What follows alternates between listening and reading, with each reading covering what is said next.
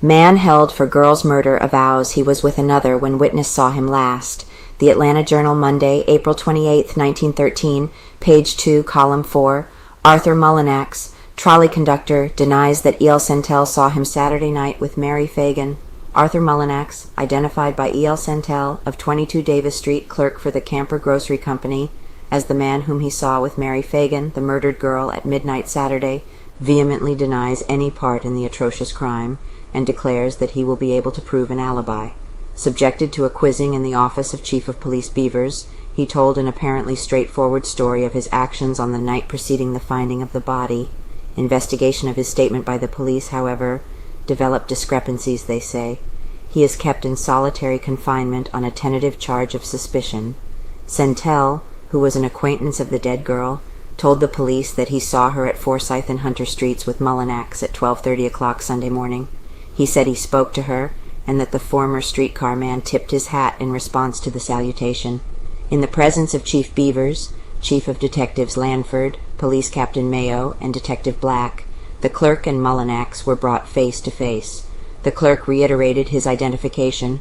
Pointing at the prisoner, he said, "That is the man who was with the girl last night. I'm positive. There's no doubt about it." "It's false! It's a lie!" cried the man accused. "I was at home asleep, and I can prove it." Sentell never wavered in his contention, however, was with another. Mullinax told the police following his arrest Sunday that he had called on a girlfriend, Miss Pearl Robinson, who lives in Bellwood Avenue, and later accompanied her to the Bijou Theater.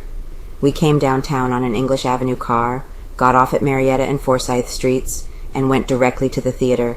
We arrived at about the middle of the first show and left about the middle of the second. Then we boarded a car and I took the girl home. The only time I was near the intersection where Sentell says he saw me with Miss Phagan was when I took the car with Miss Robinson. A coincidence in the case is the fact that Miss Robinson wore the same kind of a dress and is of the same size and appearance as the murdered girl. Friends of Mullinax declare that this shows that Sentell is mistaken in his identification. When we arrived at Miss Robinson's house, we talked for a while, Mullinax said in his cell. I guess I stayed there for 15 minutes, then I went home. I room at 60 Poplar Street in Bellwood. When I got there, I gave Mrs. Emma Rutherford, my landlady, $1, which I owed her. She slipped it under her pillow. I went to bed then and didn't know of the murder until Sunday morning.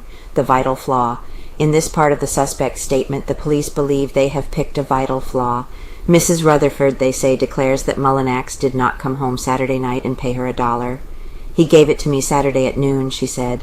In his cell at the jail, Mullinax is denied to all callers. Although obviously perturbed over his arrest, he had remained cool and has told time and time again the same story of his actions on the night of the crime.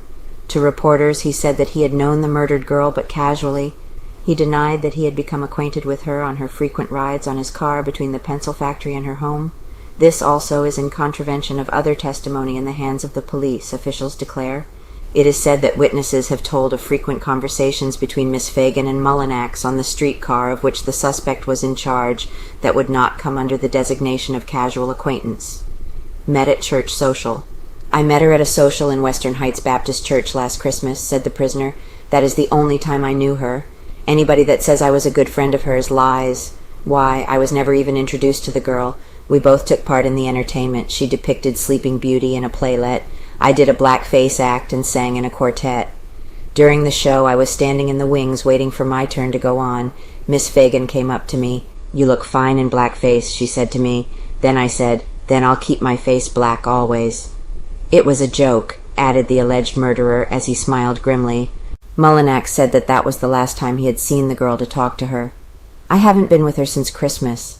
I never saw her Saturday night. My arrest is all a horrible mistake, but I'm not worrying much because the police can't hold an innocent man long, and I am an innocent man." Samples of Mullinax's handwriting were compared with that of the notes found by the dead girl's body in the pencil factory basement. The penmanship did not tally.